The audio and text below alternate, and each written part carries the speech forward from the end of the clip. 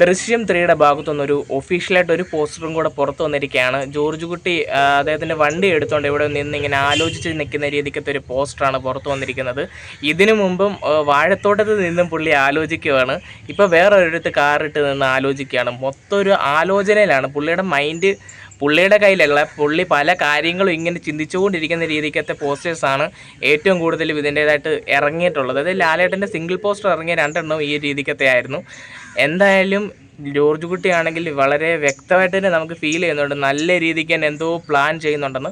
പിന്നെ എനിക്ക് ഈ പോസ്റ്റർ കണ്ടപ്പം എനിക്ക് ജസ്റ്റ് തോന്നിയതാണ്, നമ്മൾ ഫസ്റ്റ് പാർട്ടിനകത്താണെങ്കിൽ ഇതുപോലെ വരുണിനെ ഇടിച്ച ഒരു ആ കാറാണെങ്കിൽ പുള്ളി തെള്ളി ഒരു വെള്ളത്തിലൊക്കെ ഇടും. അപ്പം ആ വെള്ളത്തിലിടുന്നതിന് തൊട്ട് മുമ്പാണെങ്കിൽ ഉള്ളൊരു സ്ഥലമുണ്ട്.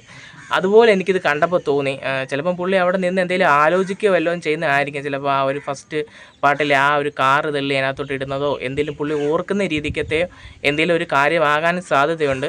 എന്തായാലും ഫസ്റ്റിനും സെക്കൻഡിനും മുകളിൽ വരണമെന്നുള്ള രീതിക്ക് തന്നെയാണ് ജിത്തു ജോസഫ് ഈ ഒരു സിനിമ വർക്ക് ചെയ്തുകൊണ്ടിരിക്കുന്നത്.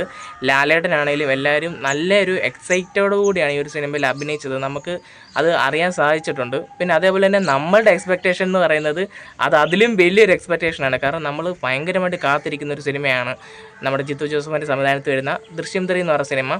അപ്പോൾ ഈ ഒരു സിനിമയിലാണെങ്കിൽ ഇനിയും നമ്മുടെ ജോർജ് കുട്ടിക്ക് ഫാമിലിക്ക് നേരെ ഏതൊരു തരത്തിലുള്ളൊരു കാര്യങ്ങളൊക്കെ ആയിരിക്കും പുറത്ത് വരുന്നത്, അതല്ലെങ്കിൽ ഏതൊരു തരത്തിലൊക്കെ ഉള്ളൊരു ചോദ്യവും കാര്യങ്ങളൊക്കെ ആയിരിക്കും പോലീസിൻ്റെ ഭാഗത്തുനിന്ന് വരുന്നതെന്നൊക്കെ ഉള്ളത് നമ്മൾ ഒരു ഇതായിട്ട് നിൽക്കുകയാണ്. പിന്നെ ഉറപ്പായിട്ടും നമ്മുടെ മൈൻഡിൽ ഓരോ ചോദ്യങ്ങളുണ്ട്, ഇതിലെങ്ങനെ ആയിരിക്കും അവർ ഈ ഒരു സംഭവം കൊണ്ടുവന്നത്. കാരണം ഫസ്റ്റിൽ സെക്കൻഡ് ഓക്കെ, മൂന്നാമതും ഈ ഒരു കേസ് മാത്രമായിരിക്കുമോ അല്ലെ ജോർജ് കുട്ടി വേറെ എന്തെങ്കിലും ഒരു പരിപാടി ഇതിൽ ഒപ്പിച്ച് വെച്ചിട്ടുണ്ടോ എന്ന് നമുക്ക് പറയാൻ സാധിക്കത്തില്ല.